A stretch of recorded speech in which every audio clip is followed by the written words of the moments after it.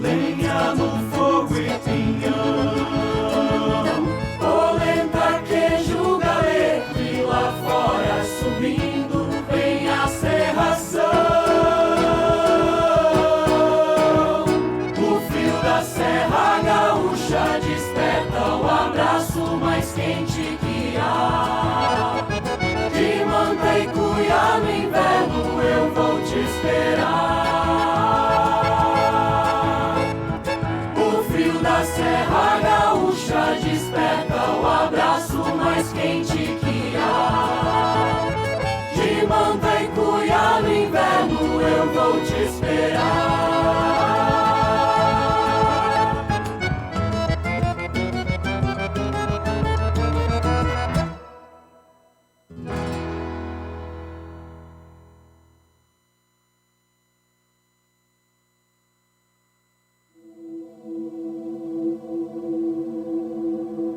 Mudança, cooperação, adaptação, união. Serão essas as palavras que ficarão na história como resumo de nosso tempo? A gente sabe que o mundo está em constante transformação. Estamos vivendo mudanças cada vez mais rápidas e que vieram para ficar. E por que falamos em cooperação? Nos últimos tempos, vimos pessoas se ajudarem. Vimos comunidades se unirem para se reerguerem juntas. Afinal, agir em busca do desenvolvimento do local em que estamos inseridos faz a diferença neste e em todos os momentos. Cooperar significa atuar em conjunto com o outro, ajudar as pessoas que precisam, superar desafios em parceria. E cada parte importa neste processo. Tudo muda quando você faz a sua parte. Tudo muda quando uma comunidade se ajuda. Por isso, o nosso convite é para que você faça parte do futuro que queremos e temos condições de construir juntos. Podemos contar com você? Juntos pela economia local. Sabe por que a UX é diferente? Porque tem o teu jeito e fala a tua língua. Somos a universidade com a força da comunidade.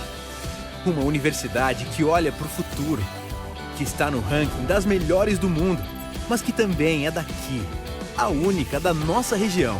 Estude na UX. Acesse agora mesmo ux.br e saiba mais sobre cursos e formas de ingresso. UX, Pessoas em Movimento.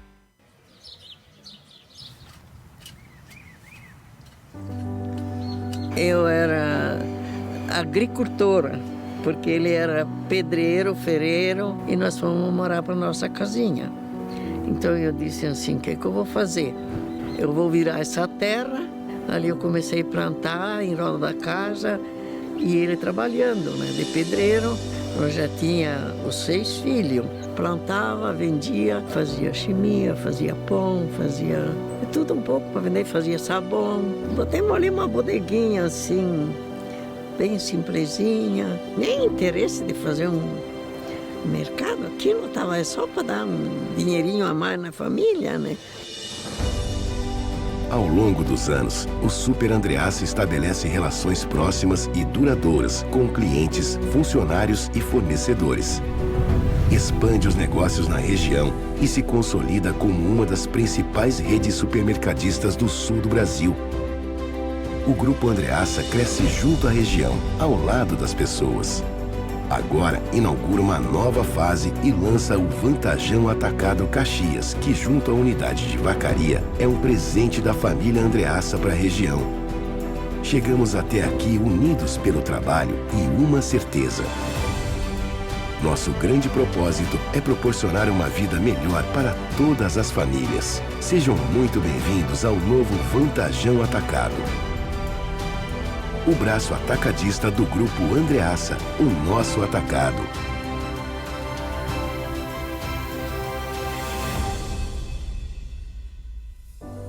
Jamais eu plantei aquelas pequenas plantas que deu produto, pensando numa coisa tão bonita que é hoje. Em 60 anos de atuação, o BRDE está presente na vida das empresas do Sul. Uma história de desafios superados, de resultados positivos e principalmente de parceria no desenvolvimento e sucesso de nossos clientes. E nesses anos todos, nos orgulhamos de nossa marca ter se transformado em um dos pilares de fomento de toda a região Sul. BRDE, 60 anos. Crédito para inovar e desenvolver. É muito bom poder olhar para trás e ver de onde veio o meu resultado. A certeza de eu ter sido preparada para estar onde estou reforça que fiz a escolha certa. O dia em que descobri que poderia aprender tantas coisas novas. A satisfação de vivenciar projetos únicos que marcaram para sempre meu caminho. Quando me foi apresentado o futuro. Saber que meu aprendizado me ajudou a me tornar uma cidadã responsável com a sociedade, indo além dos livros didáticos. Entender as mudanças que 2020 trouxe não tem sido algo fácil. Mesmo que as situações possam ter sido alteradas, existem coisas que realmente importam e nunca saem das nossas prioridades. Como aproximar sentimentos, rompendo a barreira de grandes distâncias. Porque é isso que nos conecta, nos motiva e faz a vida valer a pena. E nós estaremos sempre unindo você ao que realmente importa. Marco Polo, sempre aqui. Estamos na estrada há décadas. Sim, décadas. Nem daria para medir quantos quilômetros já percorremos, quantos sonhos realizamos, quantas riquezas de valor inestimável transportamos. Pessoas, bens, sonhos, prosperidade. Mas isso foi só o começo. Em um mundo que não para de mudar, somos movimento. Frente aos desafios, nos superamos, nos reinventamos. Entre muitos, nos destacamos pela excelência. Com nossos clientes, a base é a confiança. Segurança é compromisso inegociável. Trabalho é alegria. E pessoas alegres nos levam mais longe. Nossa linha de chegada é o futuro. E o futuro não é fronteira, é oportunidade. De conectar pessoas a seus sonhos, de realização e de prosperidade. Porque estamos só começando. Empresas Randon, conectando pessoas e riquezas para gerar prosperidade.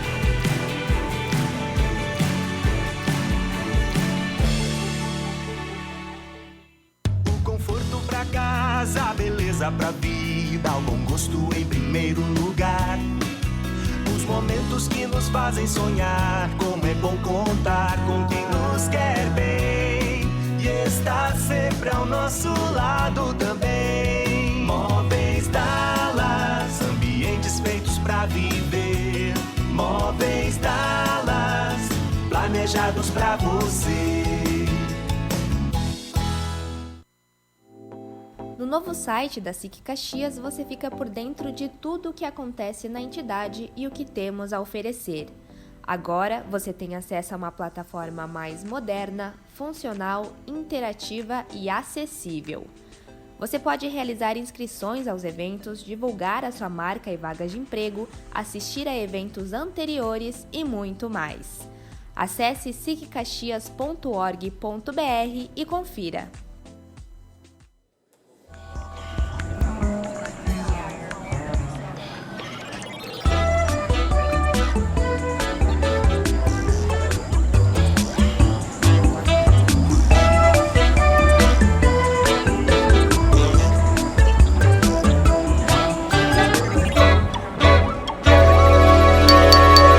RA SIC Caxias. Então, agora sim, bom dia, sejam bem-vindos à nossa RA SIC. Uma saudação especial ao presidente da entidade, Celestino Oscar Louro, E ao palestrante, o diretor regional do SESC-SENAC RS, José Paulo da Rosa, que logo mais falará sobre ética, educação e excelência em gestão. Acompanhe no telão as grandes marcas que são nossas parceiras da RA SIC Caxias.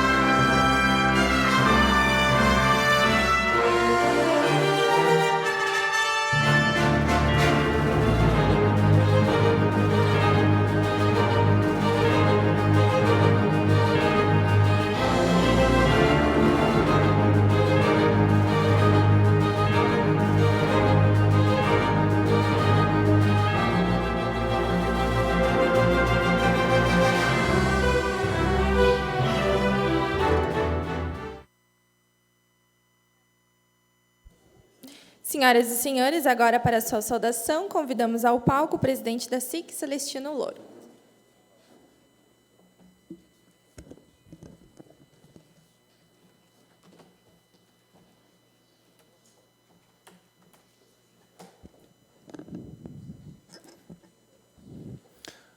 Saúdo o nosso palestrante, José Paulo da Rosa, amigo dessa casa, parceiro de muitos anos, bem-vindo.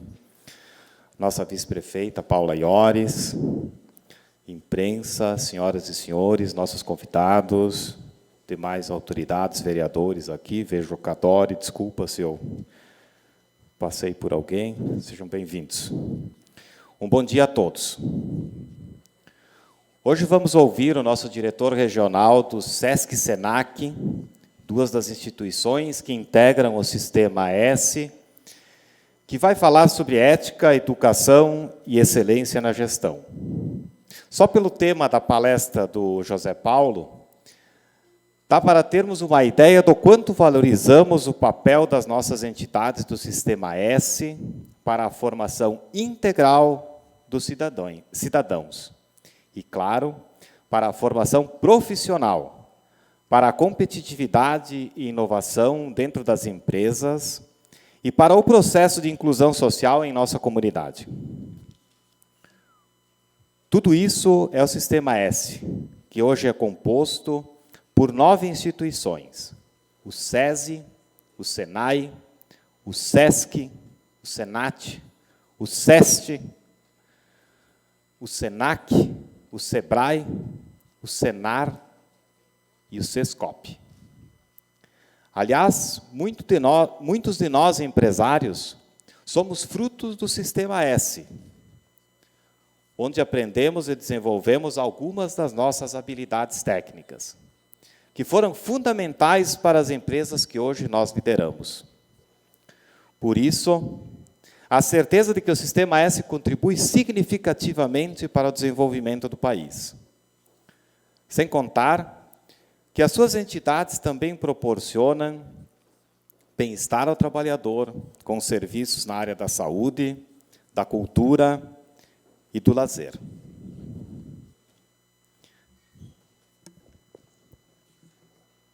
Bem-vinda, vereadora Denise. Bom dia. São serviços tão relevantes que, se pararmos para analisar, atuam justamente para ampliar o acesso à educação e a profissionalização de famílias de baixa renda, que, de outra forma, não teriam condições de frequentar uma universidade, de fazer um curso superior e, quiçá, até mesmo de se profissionalizar. A relevância social dos seus serviços fica ainda mais evidente nesse momento da nossa economia em que nos faltam trabalhadores, falta mão de obra, em praticamente todos os setores, seja de alta, média ou baixa especialização. Por serem administradas de forma independente, por federações e confederações empresariais, por nós, empresários, contam com contribuição recolhida do setor produtivo, que também é o seu maior cliente. Mas, ao invés de contabilizarmos como custo, entendemos que é um investimento na formação de pessoal, fortalecendo valores como ética, respeito, honestidade, responsabilidade e disciplina, entre outras. E também na formação profissional de muitos jovens.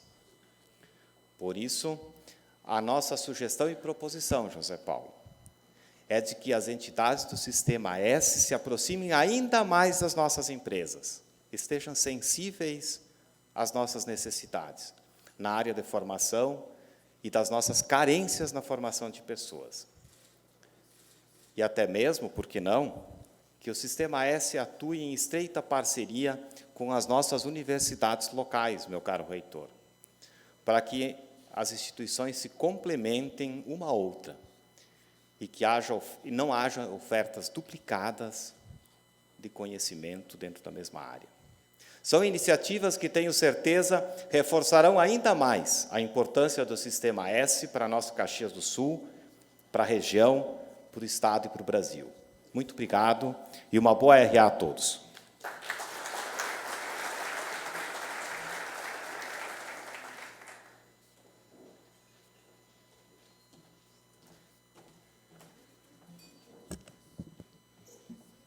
Aproveitamos, então, a presença de todos para convidá-los para que participem do 4º Fórum de SST, Saúde e Segurança no Trabalho, que ocorrerá na próxima quarta-feira, dia 10, no auditório da SIC Caxias.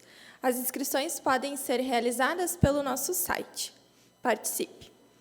Antes de darmos início à apresentação, informamos que aprimoramos o nosso processo de perguntas para os eventos.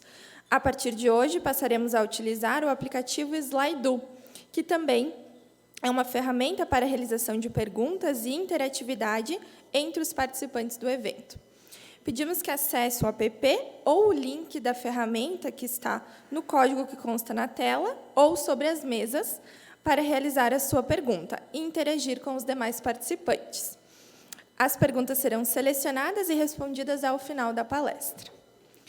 E, para a sua apresentação, convidamos ao palco o nosso palestrante de hoje, o senhor José Paulo da Rosa. Seja muito bem-vindo.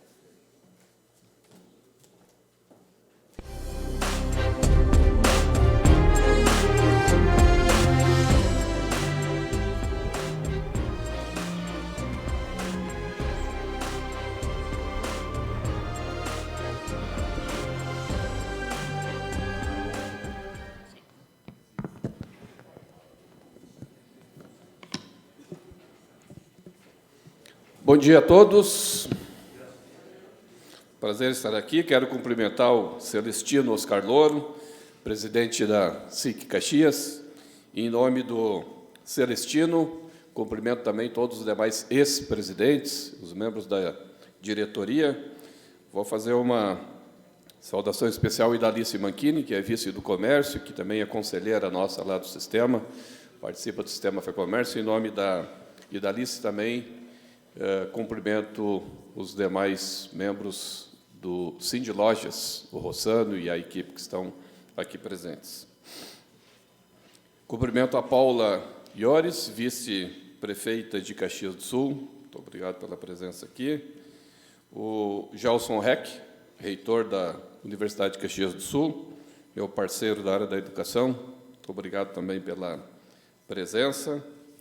Já citei o Rossano Boff, presidente de Cindy Lojas, e também o Renato Corso, presidente da CDL, a vereadora Denise. Obrigado pela presença também, vereadora.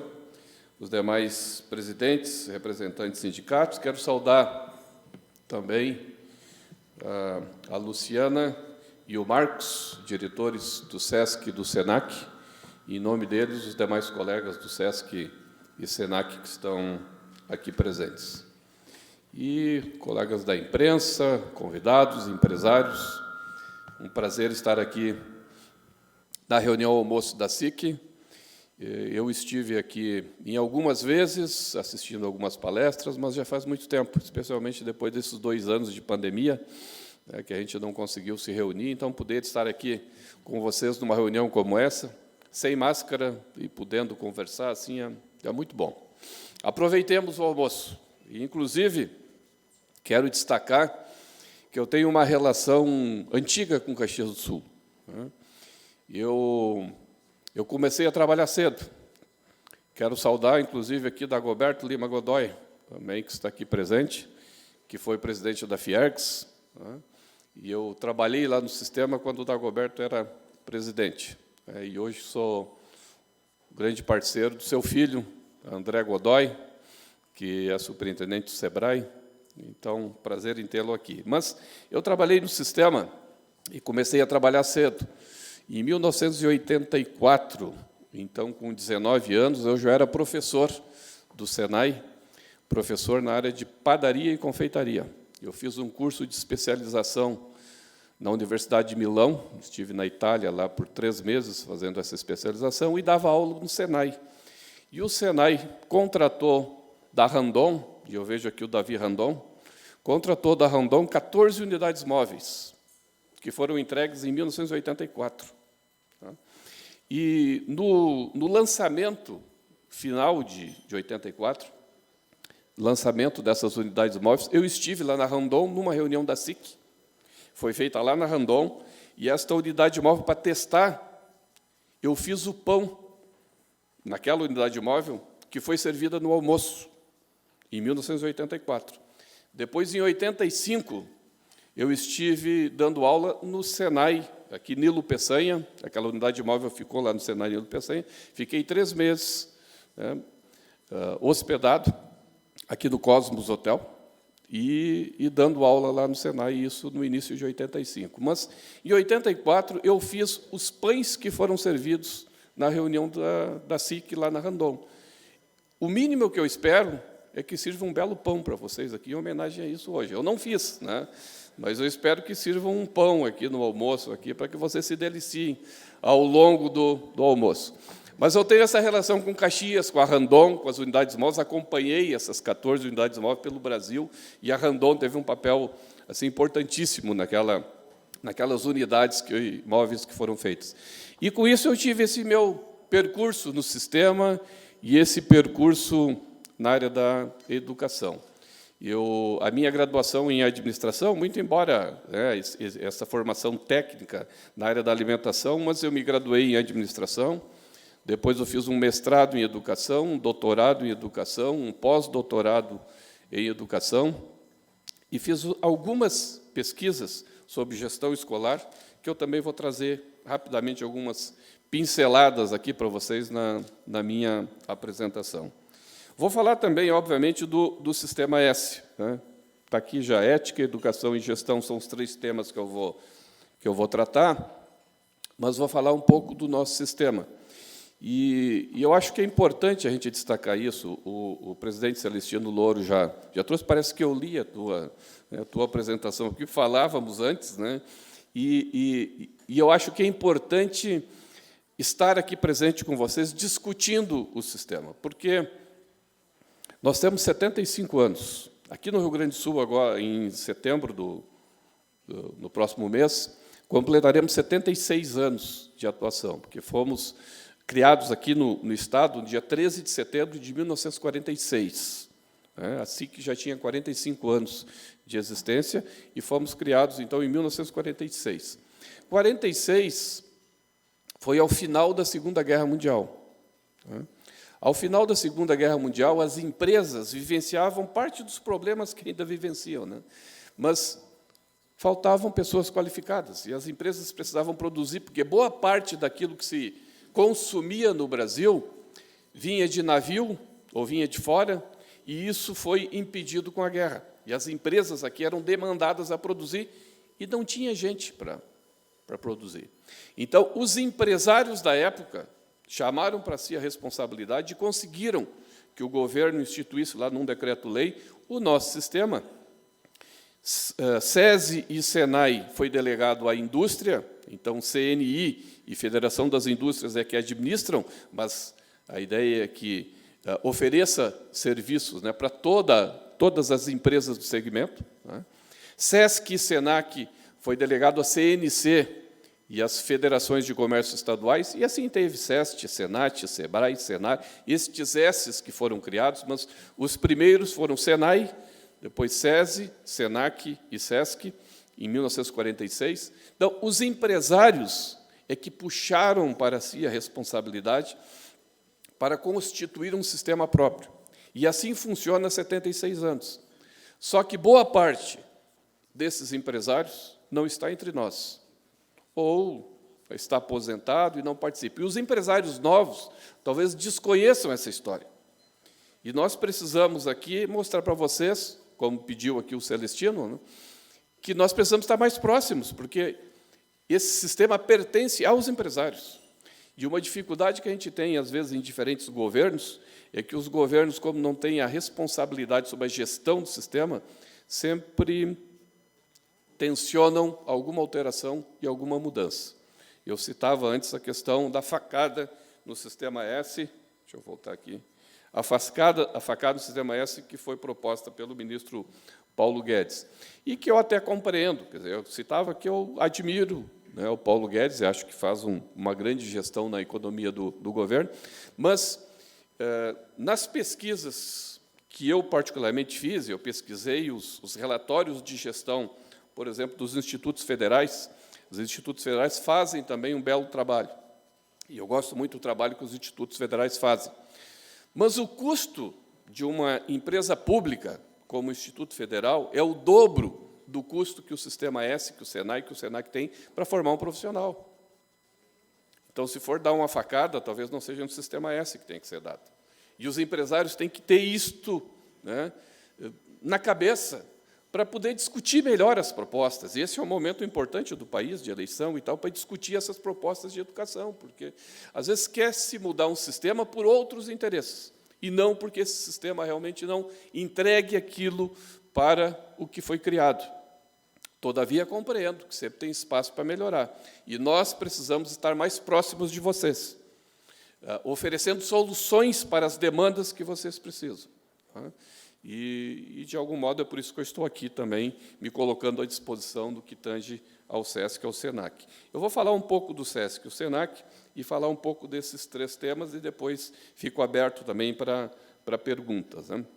Falando um pouco, especificamente, SESC e SENAC, eu trabalho no sistema, né? Trabalhei no SENAI, trabalhei no SESI, e fui diretor regional do SESC de 2001 a 2002, depois assumi como diretor regional do SENAC em 2013, e respondo desde então. E, a partir de 2019, o presidente Luiz Carlos Bon, da FEComércio, pediu que eu respondesse pelas duas casas. Então, desde 2019, eu respondo, como diretor regional, por SESC e por SENAC. As duas instituições permanecem oferecendo, cada uma, né, o seu propósito, mas procurando trabalhar de forma compartilhada naquilo que seja possível, é o que a gente tem tentado fazer no sistema. O meu salário não duplicou, ele foi dividido ao meio, né, quando eu passei a responder pelas duas casas, mas tento produzir, né, o máximo, e estou muito feliz com esse desafio, né, de estar à frente das duas instituições. Para vocês terem uma ideia, no que tange ao SESC aqui no Estado, nós temos aqui no Rio Grande do Sul, eu vou falar do Estado e depois eu falo aqui específico até de Caxias. Nós temos 43 unidades do SESC aqui no Estado, 18 escolas de educação infantil. Não tem em Caxias, mas teremos. Então, inclusive, à tarde, eu vou ver um espaço. Porque o município oferece, outras empresas privadas oferecem, mas o SESC oferece um trabalho muito bom de educação infantil. Nós oferecemos uma educação infantil gratuita, de turno integral, onde o filho do comerciário, especialmente, recebe o uniforme, a alimentação, material didático, tudo isso de forma gratuita, com uma proposta pedagógica também diferenciada. E espero que, a partir do ano que vem, a gente possa também oferecer aqui, em Caxias do Sul, esta alternativa para os comerciários. Mas são hoje 18 escolas de educação infantil, temos 3 hotéis e uma pousada, e uma rede de hotéis conveniados, onde a gente movimenta, né, para o turismo. 7 unidades do Mesa Brasil, que fazem um trabalho também maravilhoso e foi assim fundamental na pandemia, porque nós pegamos o alimento onde ele está sobrando e distribuímos para entidades cadastradas. Tá? O ano passado foram 2 milhões de quilos de alimentos que nós distribuímos. Então, resolvemos assim a fome de boa parte da sociedade gaúcha que precisava. Temos 48 academias e 35 clínicas de saúde bucal. Cerca de 1.600, 1.700 colaboradores diretos do SESC aqui no Rio Grande do Sul. E aí alguns números, né, não vou citar todos, mas quase 400 mil clientes cadastrados que usam os nossos serviços, que são comerciários. Né? Faço o destaque ali dos almoços dos alunos do PCG e das refeições. Né? Nós temos, por exemplo, um restaurante aqui em Caxias do Sul que oferece, né, a comida de forma subsidiada. E cerca de 28 milhões de reais aplicados só em ações totalmente gratuitas. Do SENAC, no Estado, 35 escolas, 2 faculdades. O nosso mote não é educação superior. A gente tem a faculdade para poder fazer algum trabalho de pesquisa ligado ao comércio e tal, em Porto Alegre e Pelotas, mas o nosso foco realmente é o curso técnico. Tá? E a gente vai ver os números aí, que é onde a gente realmente atua. Mas, de qualquer maneira, a educação superior nos dá condições de trazer soluções para os demais níveis educacionais, que, não tendo, nós teríamos mais dificuldade. Nós temos uma escola que trabalha com educação à distância. O SENAC Nacional optou pelo Rio Grande do Sul, pela expertise que nós tínhamos, para oferecer os cursos técnicos de nível médio para o SENAC do Brasil. Nós temos cerca de 400 polos no Brasil e uma escola que produz, que é o SENAC do Rio Grande do Sul. Nós temos hoje quase 400 pessoas trabalhando só com educação à distância e temos 70 mil estudantes fazendo cursos técnicos à distância conosco pelo SENAC. E tem 11 unidades de atendimento que trabalham ligadas a essas 35 escolas. E no mapa a gente vê que tem uma distribuição bastante uniforme aí no Estado e quase 2 mil colaboradores diretos do SENAC aqui no Estado. Aí alguns números, então, são em cursos técnicos presenciais à distância, quase 80 mil estudantes hoje, em sala de aula hoje. Em cursos esses de menor duração, são cerca de 33 mil, são dados até junho, são do primeiro semestre. Na educação superior, então, 2 mil estudantes, então não é o que mais representa, o nosso foco realmente são os cursos técnicos, né? E 41 milhões aplicados em cursos totalmente gratuitos aí do programa SENAC de gratuidade. Aqui em Caxias do Sul, o SESC, está aí a fachada da unidade, né? Então, o SESC tem uma série de serviços, academia, da educação, o EJA. Nós passamos a oferecer também o EJA, Educação de Jovens e Adultos, Ensino Médio, pelo SESC, porque, embora o município ofereça, e algumas outras empresas ofereçam, mas nós identificamos que aqui, no Rio Grande do Sul, tem 300 mil trabalhadores do comércio que não têm o ensino médio. 300 mil colaboradores do comércio que não têm ensino médio.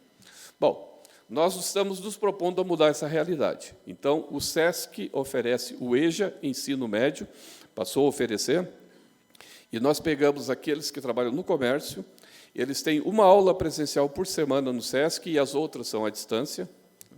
Nós desenvolvemos todo esse material e totalmente gratuito. Totalmente gratuito. Então, a gente pretende mudar essa realidade, que quem trabalhe no comércio tenha, no mínimo, o ensino médio. Aí alguns números também, 49 colaboradores, nós temos 37 mil refeições, por exemplo, no restaurante, né? Então, é um serviço bastante forte e vamos acrescentar aí, então, a educação infantil, além de todos os serviços que nós já oferecemos. Algumas fotos aí da atividade aqui do SESC em Caxias, o sarau na biblioteca, aulão de yoga lá no nosso ginásio, contação de histórias, evento para os jovens, maratona de circo, encontro das famílias do CRIAR. O CRIAR é um projeto que o SESC atende, né, uma série de crianças no contraturno, porque é uma grande dificuldade que os pais têm com as suas crianças. O que fazer naquele turno que não está na escola, né? Porque as escolas deveriam de ser de turno integral, mas poucas são. Então, se o estudante vai de manhã, o que fazer à tarde, né? Então, o SESC oferece essa alternativa. Naquele contraturno, as crianças ficam no SESC, tem toda uma proposta pedagógica, e aqui tem um exemplo de um encontro que a gente faz com todas as famílias, e feliz da família que consegue deixar uma criança conosco lá no Projeto Criar. Aí a fachada, então, com o hall que tem interno, academia e restaurante, está sendo toda reformada. Nós vamos fazer um belo investimento de adequação do mobiliário e da estrutura e acrescentar, então, a educação infantil aos serviços que a gente tem. Do SENAC, nós temos alguns números também, 55 colaboradores aqui no SENAC de Caxias do Sul. Alguns números também, são mais de 1.000 estudantes no programa SENAC de gratuidade, aí especialmente programa de aprendizagem. O programa de aprendizagem é algo, assim, às vezes difícil, porque as empresas são obrigadas a manter, né, de 5% a 15% de aprendizes, mas a gente tem que fazer desse limão a limonada. Então, o SENAC está à disposição para oferecer a melhor alternativa para que seja aquele trainee que, eventualmente, a empresa tem que ter, que o aprendiz cumpra esse papel, que a gente possa aproveitar melhor esse serviço, que a gente faz ele gratuitamente. Aqui as áreas com maior número de matrículas em 2022. Tecnologia da informação, que é uma área que hoje está muito em falta, né? Quem precisa de um técnico nessa área aí é difícil de encontrar alguém, porque a demanda aumentou muito, porque o mundo está globalizado e as pessoas podem trabalhar hoje aqui para uma empresa da Irlanda, do Canadá, da Austrália, sem nenhum problema. Então, é uma área que realmente está carente. Nós lançamos um programa que é o RSTI, e entre este ano e o ano que vem, vamos formar 9.000 programadores. São 5 trilhas de programação, e estamos oferecendo isso totalmente gratuito também, dentro do programa SENAC de gratuidade. Então, a gente quer resolver e auxiliar, minimizar essa dificuldade desses profissionais da área de tecnologia da informação. Algumas fotos, aí o Marcos Lubisco, está aqui o Marcos, está aqui a Luciana, né, estão presentes aqui, que são os diretores do SESC e do SENAC, com os estudantes participando aqui dos jogos escolares, a maratona de inovação aqui ao longo da Festa da Uva, ações sociais que a gente faz com os estudantes, muitos em parceria com o SESC, mas também algumas particulares.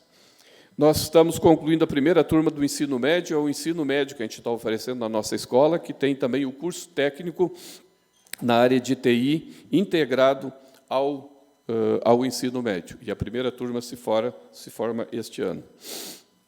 Uma série de campanhas aqui de combate ao bullying. Está aí a fachada da unidade, que é conhecida de todos. Nós continuamos com a área de gastronomia, e tem uma reforma que a gente vai fazer lá, e melhorar esse espaço da gastronomia, que é conhecido de muitos aqui pelos espaços, pelos festivais de queijos e vinhos e outros que eram feitos, né, há muito tempo lá no SENAC de Caxias, né. Aí fotos aí dos nossos espaços internos lá da unidade.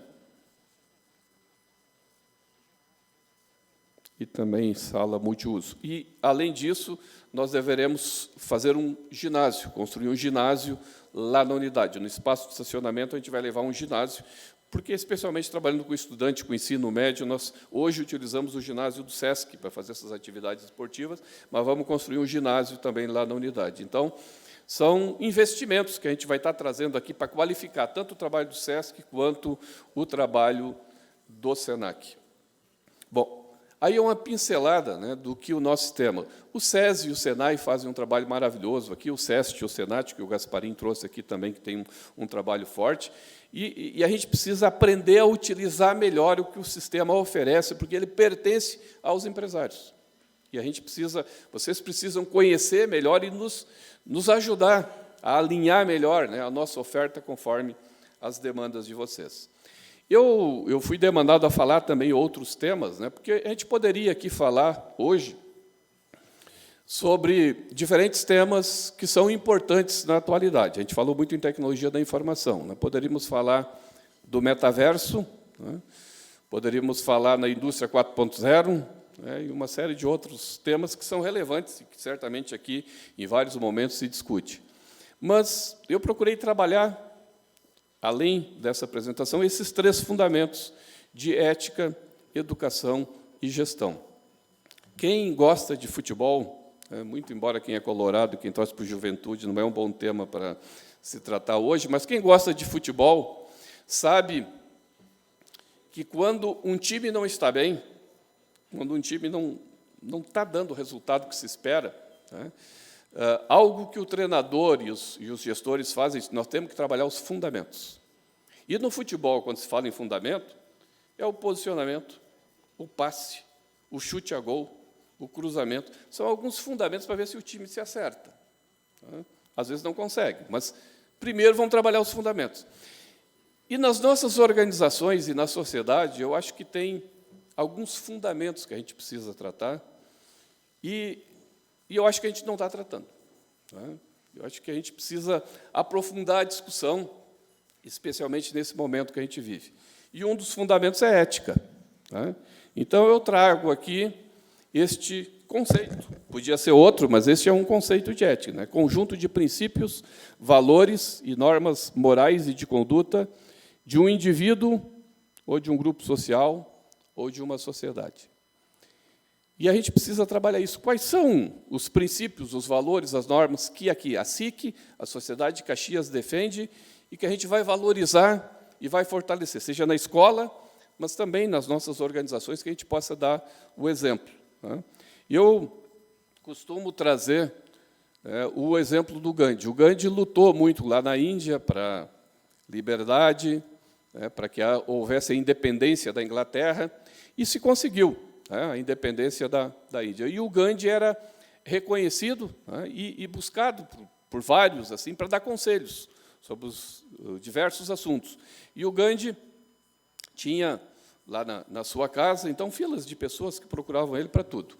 E uma senhora que tinha um problema muito simples, a princípio, né, que tinha um filho adolescente, que comia açúcar demais, e os médicos já estavam dizendo, olha, tu tem que parar de comer açúcar e tal, e ela não conseguia convencer, se eu vou pedir para o Gandhi, já que o Gandhi ajuda em tudo, vou com o filho lá pedir para o Gandhi me ajudar a convencer o guri a parar de comer açúcar. Convenceu, foi lá, explicou para o Gandhi, depois de um tempo, e o Gandhi ouviu aquilo e disse, olha, não posso atender hoje, tu volta daqui a 2 semanas.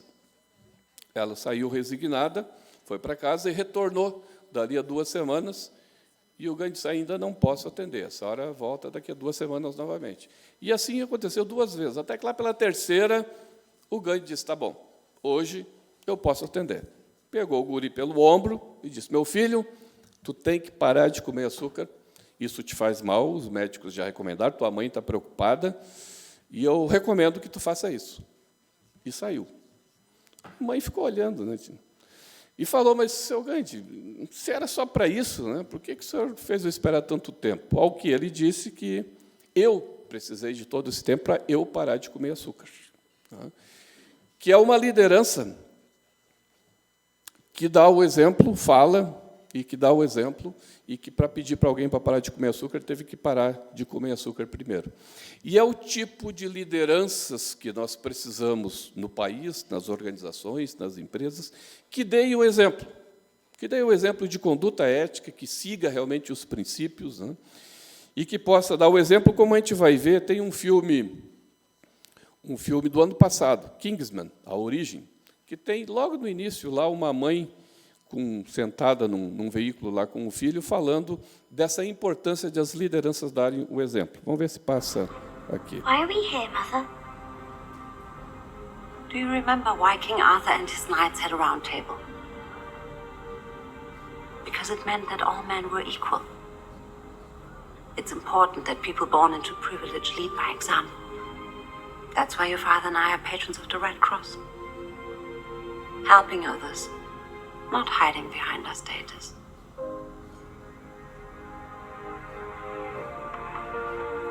Never forget that.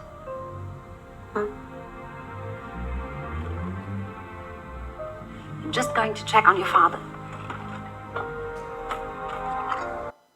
Bom, quem quiser, o filme está à disposição, é Kingsman, A Origem, o filme. Mas essa importância de as lideranças darem um exemplo, como a gente viu ela falando ali, e eu trago aqui, não é um filme, mas só uma foto para destacar, e o Walt Disney foi campeão também nos trazer bons exemplos, mas no filme Pinóquio, né, o Gepeto constrói aquele boneco de madeira, e aqui eu não vou destacar a questão da mentira e do nariz, mas sim o boneco de madeira, que o Gepeto, em determinado momento, quando o boneco está lá parado, ele meio que pede aos céus, assim, pô, eu gostaria que esse boneco se transformasse num menino de verdade. Naquela noite veio uma fada, né, e tocou no boneco de madeira, e o boneco se mexeu e começou a falar, né?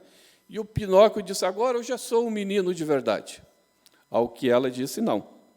Eu lhe dei o dom da vida, mas para ser um menino de verdade, tu tem que saber distinguir entre o certo e o errado. E tu vai ter que demonstrar valentia, generosidade e honestidade. E, de algum modo, né, todos nós que recebemos o dom da vida, eu acho que precisamos nos transformar em homens e mulheres de verdade e saber distinguir melhor entre o certo e o errado e demonstrar, né, essas competências aí que foram destacadas. Né? Distinguir entre o certo e o errado e demonstrar valentia, sinceridade e generosidade. E a valentia não é para sair brigando com todo mundo, especialmente nas redes sociais atualmente, mas enfrentar desafios, superar os obstáculos, que é um pouco daquilo que a gente faz, mas é aquilo que nos transforma em homens e mulheres de verdade. Né? E que, num desenho tão simples, a gente, às vezes, esquece, mas tem que aprender a valorizar.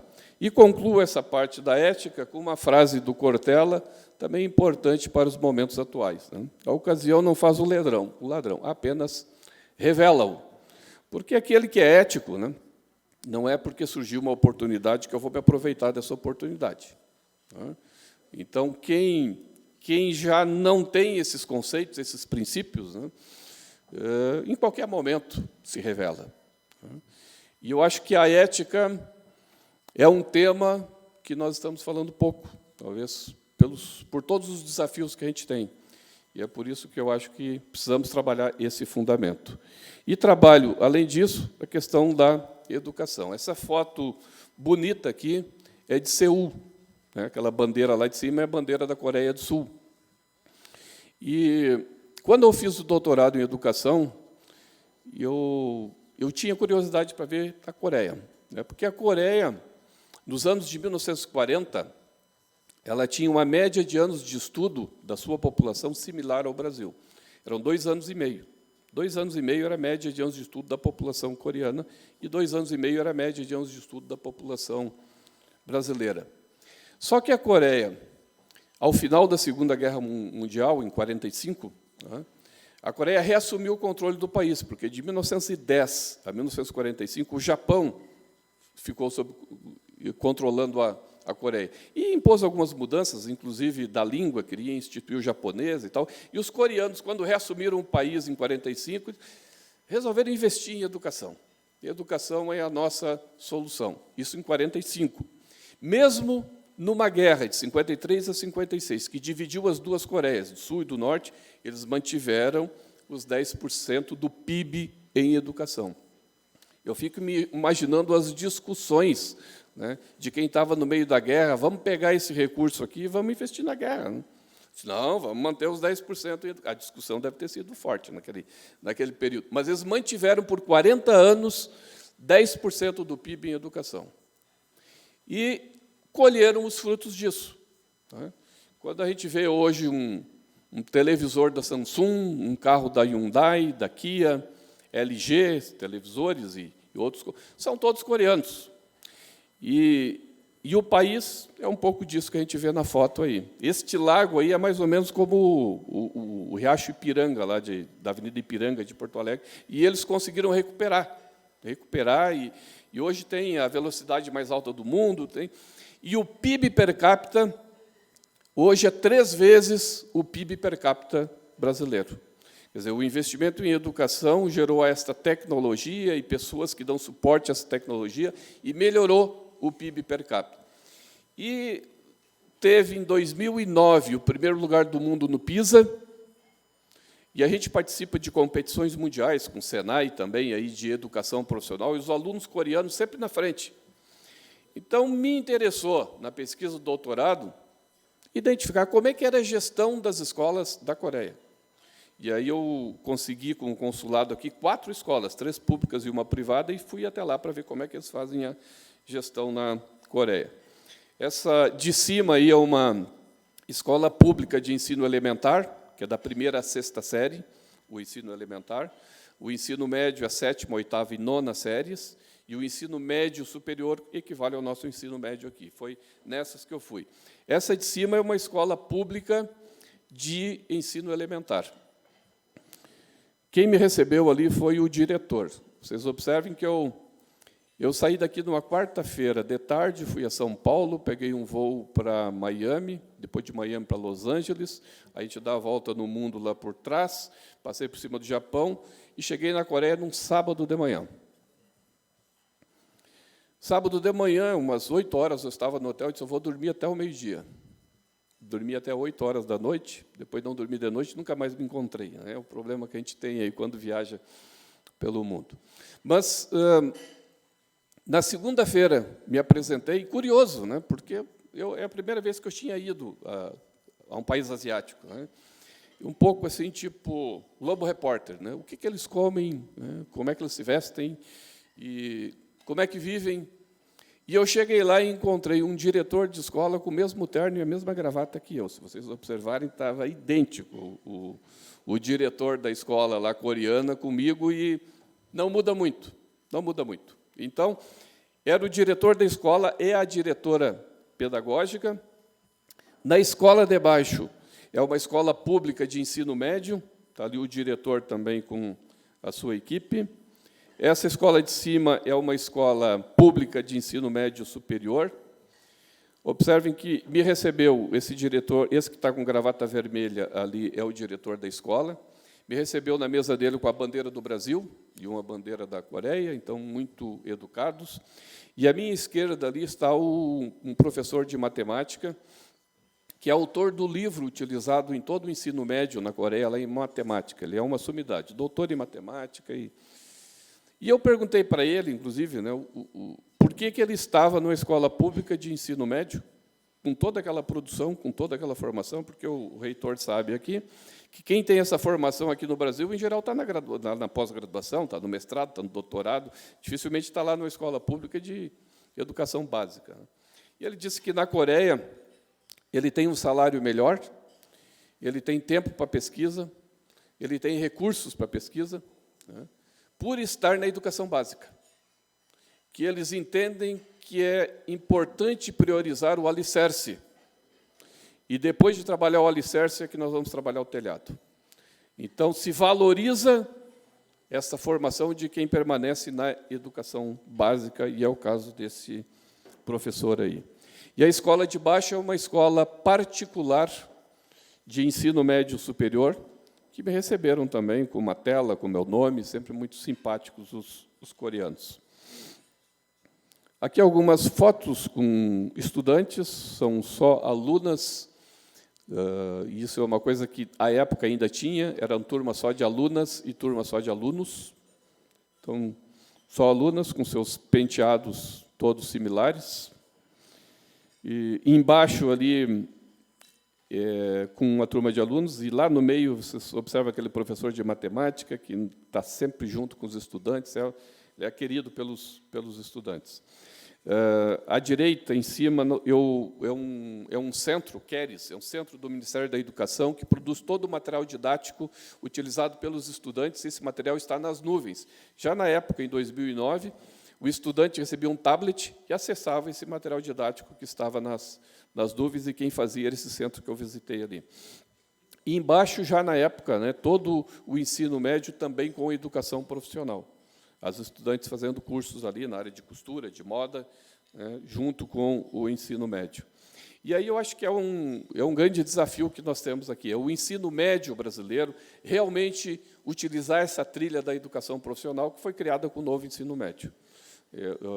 No Brasil, só 12% do estudante ali faz esse curso de educação profissional. Tá? E as melhores referências do mundo é de 70% a 80% do estudante de ensino médio faz também educação profissional. E eu acho que esse é um grande desafio que nós temos, viu, Gasparim? É ali no ensino médio a gente, de fato, potencializar isso. E eu vejo que as escolas não têm estrutura para isso. E de 71 a 96, nós tínhamos o primeiro grau e o segundo grau. E em 96 mudou para o ensino médio. E naquele período, o segundo grau era profissionalizante. Mas era uma dificuldade para as escolas, porque não tinha laboratório, não tinha professores, aí inventavam um título, né, que não solucionava o problema. E eu temo que isso possa acontecer novamente. Daí eu acho que o nosso sistema e outros aí, eu acho que podem ser parceiros das escolas para a gente, de fato, fazer essa mudança aí na educação profissional. Só para ilustrar, eu fiz essa minha pesquisa comparando a gestão escolar dessas 4 escolas da Coreia com 4 escolas do Rio Grande do Sul que tiveram os melhores resultados no IDEB e no Enem de 2009. Então, foi um colégio estadual, Vicente de Carvalho, na cidade de 2 Lajeados, essa de cima, que eu estou ali com a diretora e a equipe. A Escola Municipal Soares de Barros, em Ijuí, que foram os melhores resultados de 2009. O Colégio Politécnico da Universidade Federal de Santa Maria, o professor Can Robert, que está ali em cima, e embaixo o professor Ivan Renner, que é diretor lá do Colégio Sinodal, que tem São Leopoldo, Caí e Gravataí, mas essa é a escola de São Leopoldo. Foram as melhores escolas do IDEB, do Enem de 2009, e eu fui lá ver como é que eles faziam a gestão escolar também. Tá? Alguns diferenciais da Coreia, que é importante destacar: a sociedade valoriza e prioriza a educação, especialmente a educação básica. A educação superior é importante, e nós precisamos criar as condições para que todos cheguem na educação superior. Mas, se nós não trabalharmos bem a educação básica, isso dá uma mão de obra na educação superior, né, reitor? É o estudante que chega na educação superior, não sabe escrever uma redação, não sabe uma regra de 3, não sabe percentual. Então, a educação básica ela é fundamental. E aí nós temos uma dificuldade no país, porque tem o Ministério da Educação, que cuida da educação superior, um Estado que cuida do ensino médio e um município que cuida, né, do ensino fundamental. E eu acho que aí a gente precisa mexer um pouco para melhorar este resultado. Os professores são valorizados e respeitados, a família incentiva e participa da gestão da escola. Todas as escolas são de turno integral, tanto as privadas quanto as públicas. Então, lá, Violu, não ia ter sucesso criar SESC, né, porque todas as escolas são de turno integral. E, durante 40 anos, investiu 10% do PIB na educação. Com base nessa pesquisa, eu acabei propondo um modelo de gestão escolar que, na minha tese, se alguém tiver interesse, é só entrar na biblioteca da PUC, colocar o meu nome e vai encontrar a tese disponível lá, onde eu explico um pouco melhor cada um desses pontos aí, do PDCL, do PDCA, né, e como trabalhar essas questões na gestão escolar. Além desse trabalho lá na Coreia, doutorado, eu fiz uma pesquisa de pós-doutorado pela Universidade Federal de Pelotas, onde eu estive em Singapura. Não sei se já tiveram em Singapura, sugiro que conheçam. É longe também, né? Eu vou ter que escolher uns países mais perto, porque eu fui a Dubai, de Dubai ao Sri Lanka e do Sri Lanka a Singapura, para chegar em Singapura. E Singapura também esteve sob o controle da Inglaterra até 1959, quando obteve a independência. E, em 1979, também resolveu priorizar a educação. Em 2015, Singapura teve o primeiro lugar do mundo no PISA. O PISA é esse teste que avalia estudantes de 15 anos com seus conhecimentos em matemática, ciências e leitura. Em 70 países avaliados, o Brasil fica na posição 58, 57, 59. Singapura ficou em primeiro lugar. Quem é da área não tem curiosidade de ver, mas o que esses caras fazem, né, para obter o primeiro lugar? Então, eu fui a Singapura para conhecer. E não é grande, né? Tem 5 milhões de habitantes, é uma cidade-estado, Singapura, tem 5 milhões de habitantes, mas priorizou a educação. E tem um investimento assim que tem um aspecto arquitetônico diferenciado. Aqui, por exemplo, marca muito Singapura, é um hotel reconhecido, são 3 torres de hotel. Em cima dessas 3 torres tem tipo um barco, um navio, né, que é uma piscina, que é esse da direita, que a gente consegue ver ali. Ó, tá? É uma piscina, essa piscina que está aqui é esse barco que está lá em cima. Lá, tá? Eu não fiquei hospedado nesse hotel, mas estive na piscina. Para chegar na piscina, tu tem que pagar a menor diária, para ter um day use, para ficar lá na piscina. Era em torno de $200 à época, se eu não me engano, que dava o direito de utilizar aquele espaço lá. E tu tem lá uma piscina de borda infinita que tu enxerga toda a Bahia e todo o centro da cidade. É muito bonito.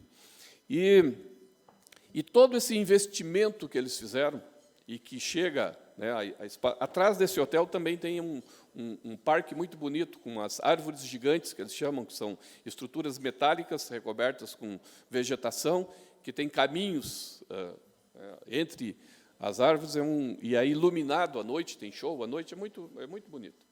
E tudo isso é suportado por uma sociedade com uma educação diferenciada, que resolveu priorizar a educação em 1979, e levou 35 anos para chegar no primeiro lugar do mundo, no PISA. A Coreia levou 40 anos para chegar nesse status em que chegou. Então, o Brasil, se a partir do ano que vem, tá, resolver priorizar a educação, no mínimo 30 anos. Então, talvez em 2053, a gente consiga estar num outro patamar, se seguir esse modelo que a gente viu aqui. Porque o nosso discurso é muito de priorizar a educação, mas a prática não é mesmo. Isso em todos os governos. Então, sem partidarizar em todos os governos. Eu me lembro que o Lula, por exemplo, teve o Cristóvão Buarque como ministro da Educação e demitiu ele por telefone quando ele estava em Portugal, e a gente perdeu ali. O Cristóvão Buarque era um cara preparado para ser ministro da Educação. A Dilma, quando foi para o segundo governo, a Dilma utilizou como slogan Pátria Educadora. Tá? E eu estive numa reunião com o pessoal do Ministério da Educação naquele período, e nenhum deles tinha ideia do que era isso, porque eles não foram consultados. Quer dizer, era uma questão mercadológica, marqueteira, né? Vamos utilizar a Pátria Educadora, que é bonita.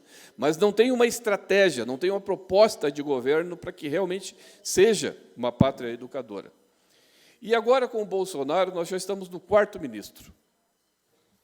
Se eu perguntar o que alguém sabe o nome desse ministro, alguns podem saber, mas a gente não sabe. Não sabe. E é uma pasta relevante para todos nós. Tá? Então, é um problema que nós temos no país. Se nós não tivermos realmente um Ministério da Educação e a pasta da educação com essas prioridades, nós, daqui a 30 anos, vamos olhando o que os países estão fazendo, porque o que eu vi na Coreia foram 40 anos de investimento para ter esse resultado, e em Singapura, 35 anos para chegar nessa posição. Eu estive à esquerda ali no Ministério da Educação, era 2017, quando eu estive lá, levei de presente as camisas da seleção brasileira, que foram muito bem recebidas. E em cima ali eu estou, à minha direita é a diretora da escola, que eu pesquisei. Nessa pesquisa do pós-doutorado, eu pesquisei o perfil do diretor de uma escola de bom desempenho. Então, me interessou ir a Singapura. Qual é o perfil do diretor de uma escola que tem bom desempenho? Fui a Singapura e fui a algumas escolas aqui do Rio Grande do Sul que tinham também resultados acima da média, para ver qual é o perfil desse diretor.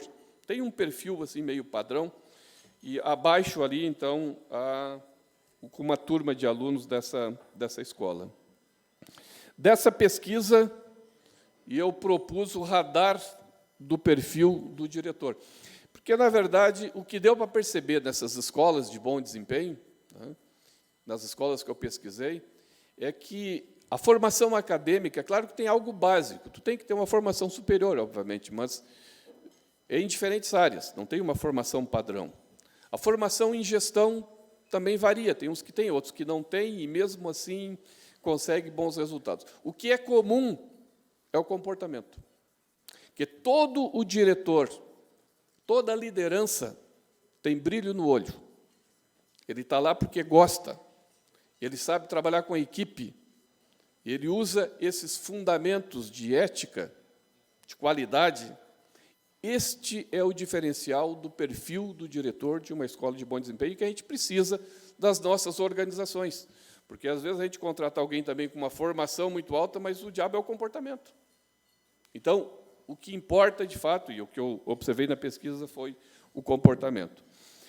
Eu voltei para fazer um segundo doutorado. Há quem ache isso um pouco de loucura, porque fazer um doutorado, a gente sabe, né, o reitor, que dá um certo trabalho, né, de leitura, de escrita de artigos, de apresentação a uma banca, né. Mas eu entendo, e é o que a gente defende hoje no mundo, que a gente tem que estudar sempre, né? Não dá para parar nunca.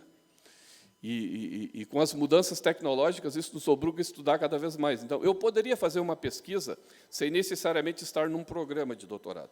Mas, estando no programa, eu me obrigo a ler, a escrever, a seguir aquela metodologia que talvez eu não seguisse se eu não estivesse. Então, eu ingressei em mais um doutorado lá na Unicinos, estou fazendo um segundo doutorado em Gestão e Negócios, estou já na metade do curso, então só tem mais 2 anos para escrever, realmente defender a tese, e a minha proposta é entregar, agora, depois da pesquisa anterior, entregar um artefato, que vai ser um software, uma plataforma, para ajudar os diretores de escola na gestão escolar.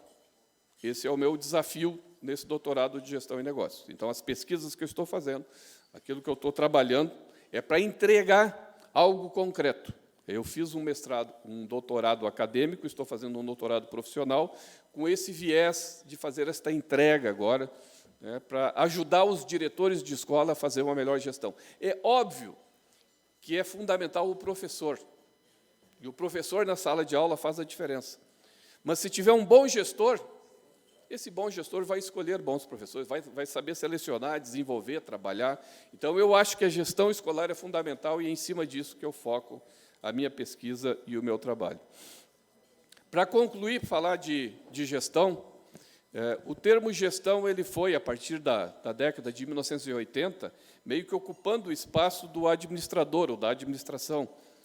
Nada como contra o presidente dos administradores. Aqui eu também sou administrador, mas a gente tem utilizado o termo gestão, né? E o termo gestão, a origem dele é mais ou menos a mesma de genitor. Então, quando a gente faz gestão, a gente dá à luz, a gente traz algo novo, a gente faz diferente. E é o que a gente está precisando. Porque, se estivermos fazendo aquilo que a gente sempre fez, talvez a gente não consiga obter resultados diferentes. Nós vamos ter que utilizar excelência em gestão para poder obter resultados diferentes.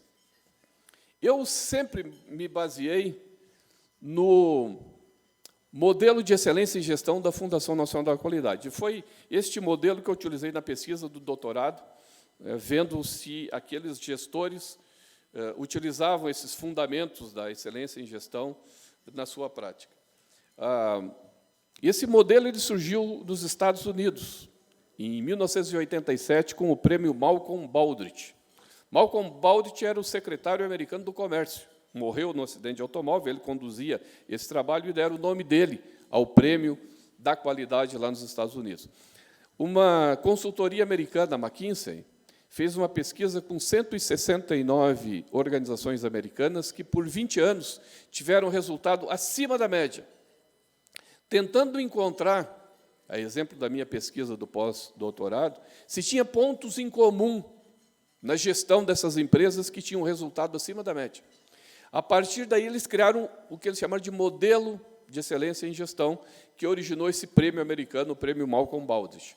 Este modelo foi pesquisado pelo Gerdau, foi pesquisado pelo Falcone e por tantos outros, que criaram, em 1991, a Fundação Nacional da Qualidade, lá em São Paulo, que existe até hoje, a Fundação Nacional da Qualidade, que é quem dissemina este modelo de excelência em gestão. E originou, em 93, o PGQP, o Programa Gaúcho da Qualidade e Produtividade, que, por um tempo, Daniel Randon, hoje é o Transforma RS, mas originou o PGQP. E tudo isso é assentado neste modelo e nesses fundamentos, que tem no centro liderança transformadora. Então, tu não consegue uma empresa que fique, né, anos tendo sucesso se não tiver uma liderança transformadora. A liderança ética, que prioriza a educação. Então, liderança transformadora. Pensamento sistêmico, desenvolvimento sustentável, compromisso com as partes interessadas, adaptabilidade, essa capacidade de se adaptar, que empresas como a Randon conseguem fazer, né? E que foi tão necessário na pandemia. Porque quem em 2019 planejou 2020 imaginando que teria uma pandemia como teve? Então, essa capacidade de se adaptar está presente na excelência em gestão. Geração de valor, orientação por processos, aprendizado organizacional e inovação. Cada um desses fundamentos depois se desdobra em alguns itens que a gente consegue observar qual é o nível de excelência da gestão. E o que eu quero destacar é que isso está disponível. Então, se a gente não faz uma gestão de excelência, tá, é por uma série de motivos, mas está disponível hoje estudar, aprender e utilizar os melhores conceitos de gestão. Desde 2019, eu fui convidado, até porque SESC e SENAC, eu sempre procurei, eu trabalhei muitos anos numa sala no 12º andar na Alberto Bins, que atrás de mim estava lá a Santa Casa de Misericórdia. E eu ficava olhando para a Santa Casa. E a Santa Casa ganhou o Prêmio Nacional da Qualidade no ano de 2000. A Santa Casa mudou, né, o seu status, porque resolveu fazer gestão. Fez um bom planejamento e tal, e mudou os seus resultados. E eu olhava para a Santa Casa e disse, mas se a Santa Casa conseguiu o Prêmio Nacional, por que nós não vamos conseguir? E era o desafio que eu dei para a equipe que trabalhava comigo. Nós vamos ter que conseguir o Prêmio Nacional da Qualidade, melhorar a nossa gestão, aplicar. Conseguimos em 2016, 16 anos depois, né? Nós conseguimos o Prêmio Nacional da Qualidade, o Prêmio Ibero-Americano da Qualidade, vários reconhecimentos, e eu fui convidado para constituir, então, o Conselho Curador da Fundação Nacional da Qualidade. Estou lá desde 2019. São 12 representantes do Brasil, eu sou o único aqui da região sul. Junto comigo, por exemplo, está a Dorothea Werneck, que foi ministra. Vocês acharam que ela tinha morrido, mas está viva a Dorothea Werneck, e participa muito bem, colabora muito bem nas reuniões lá, com a experiência que ela tem, né, discutindo essas questões da excelência em gestão.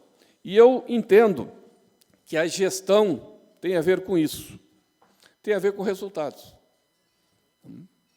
Eu acho que quando a gente trabalha, nós temos que colocar metas, e o nosso desafio é atingir essas metas, fazer com que esses resultados aconteçam com as pessoas, trabalhando com as pessoas, né? Mas tem que ter meta e tem que ter resultado. Isso é gestão. E tem a ver com pessoas. Todos nós trabalhamos com pessoas.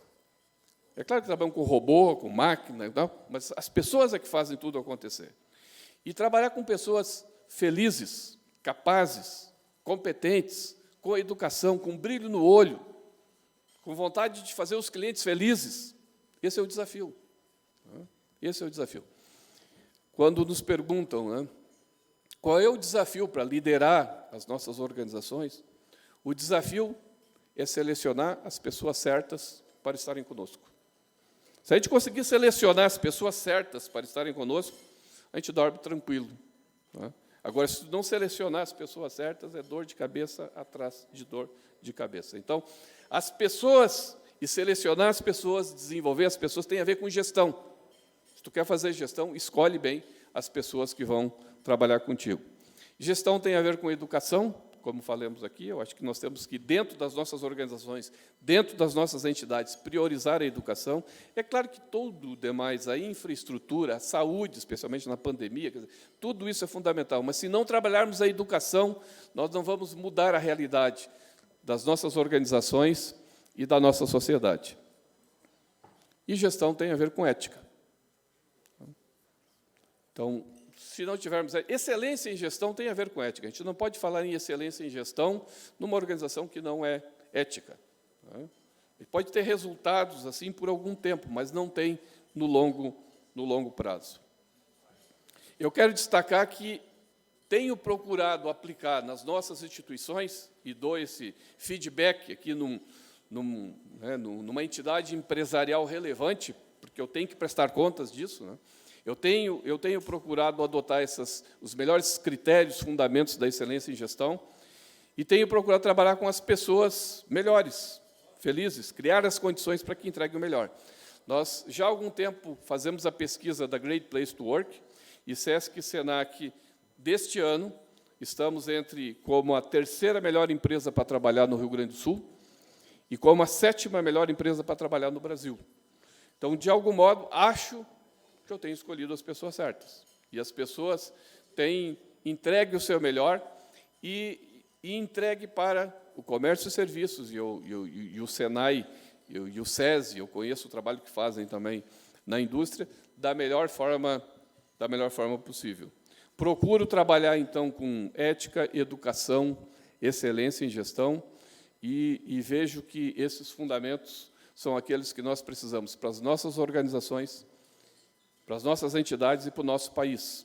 E, especialmente nesse momento de eleição que a gente vive, vamos levar isso em consideração. Muito obrigado pela atenção, espero que o pão...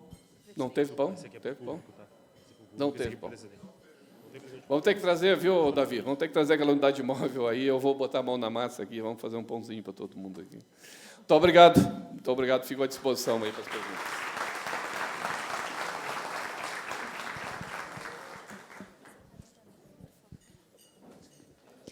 Neste momento, convidamos ao palco o presidente Celestino Louro para a condução das perguntas.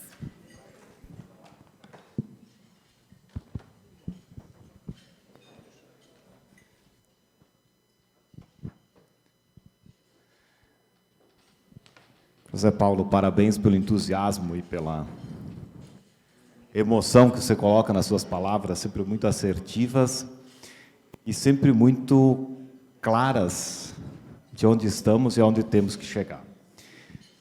Agradeço aí as diversas perguntas. Hoje nós temos muitos questionamentos, a tecnologia nos ajudou.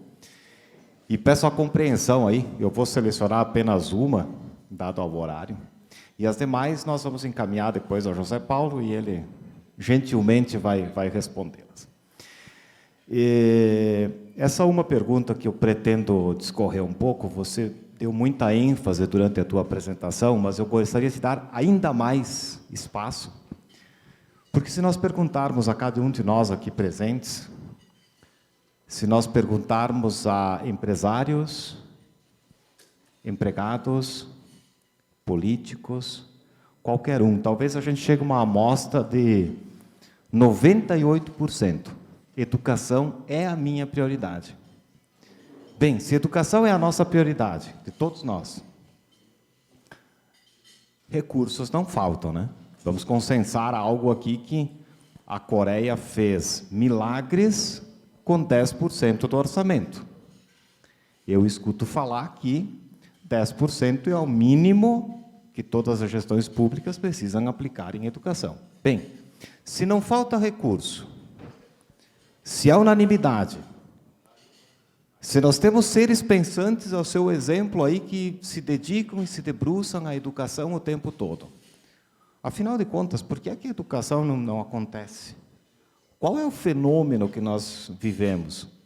Recursos, pessoas, cérebros pensantes dedicados à educação? Unanimidade, é ponto de consenso entre todos nós. Cada um de nós aqui que é empresário sofre diariamente com a dificuldade na formação das pessoas, com processos extremamente primários que não são dominados. Onde nós estamos falhando? O que nos falta, afinal? A pergunta é fácil, né? Bom, agradeço pela pergunta e realmente o desafio não é fácil. Eu falei do Cristóvão Buarque, que chegou a ser ministro, mas o Cristóvão Buarque foi candidato a presidente, tendo como pauta educação. Né? Tudo que a gente perguntava, o que é que precisa? Educação, educação. E, se eu não me engano, ele teve 2% dos votos. A educação, o investimento em educação tem resultado de longo prazo, como nós vimos ali, né? São 40 anos na Coreia, 35 anos em Singapura. Eu estimo que mais de 30 anos a gente efetivamente priorizasse a educação. Então, a gente não observa, quando está no governo, algo assim contínuo, sistemático. Ele tem projetos, né, por um tempo, mas que não tem continuidade. E não tem uma sociedade que, muito embora discuta, mas que, de fato, priorize, valorize, eleja pessoas que priorizem a educação. Nós acabamos, depois do governo, né, nos ocupando com a saúde, com a infraestrutura, com a corrupção, e a educação vai ficando para depois. Então, me parece que a sociedade precisa efetivamente cobrar e valorizar mais, né, e cobrar de quem está no governo que esse recurso efetivamente chegue, né, para as escolas, para as universidades, para as nossas instituições, porque isso não está acontecendo. Muito embora no discurso a gente valorize a educação, algumas empresas, né, citei aqui o Davi e tantas outras, né, mas algumas empresas de fato valorizam, né, mas nós precisamos, não só nas empresas, na sociedade, para que realmente o resultado do país seja outro, que a gente possa valorizar a educação e depende de nós, eu acho que elegermos aí políticos que consigam fazer isso. Muito bem. Sr. Paulo, muito obrigado por ter escolhido a SIC de Caxias do Sul para estar no almoço de hoje, nos trazer essas reflexões que são centrais. A educação realmente é o que vai transformar as pessoas, vai transformar a nossa sociedade, não há outro caminho. Obrigado por estar aqui e para suas considerações finais, então, para a nossa segunda-feira de hoje. Agradeço, Celestino, em teu nome, a Idalice, vice-presidente de comércio, que também é nossa conselheira, Rossano, presidente de Cindy Lojas, o Ivanir Gasparim também, que ex-presidente aqui, que esteve sempre lá conosco, todos os demais que já foram citados, agradeço também por terem a paciência aqui de me ouvir. Essa é uma entidade extremamente relevante, né? Eu vi que foi no dia 8 de julho de 1901, foi um mês atrás, fizemos aniversário aqui, né? 121 anos. 121 anos. Então, é uma instituição extremamente importante, relevante, mas observe, se a gente tivesse trabalhado essas questões de educação, né, lá na origem, estaríamos no outro patamar. E eu acho que é o momento de a gente trabalhar isso forte. Talvez seja uma das bandeiras, né, que a entidade possa trabalhar. E o nosso sistema, que tem 75 anos, está interessado, à disposição, para que a gente possa discutir alternativas, né, para que sejamos uma das soluções para mudar essa realidade. E me comprometo, numa próxima, vir mais cedo e fazer os pães para serem servidos no almoço aqui. Muito obrigado aqui, um bom dia a todos. Muito obrigado.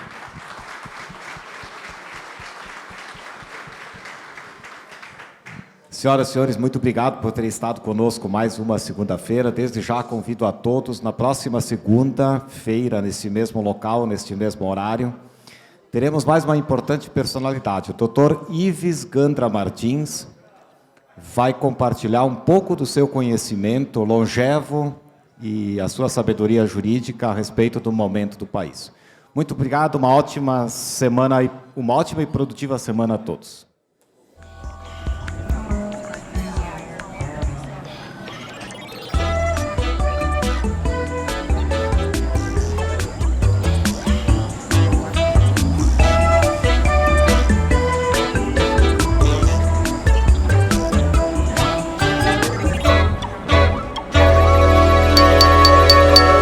SIC Caxias.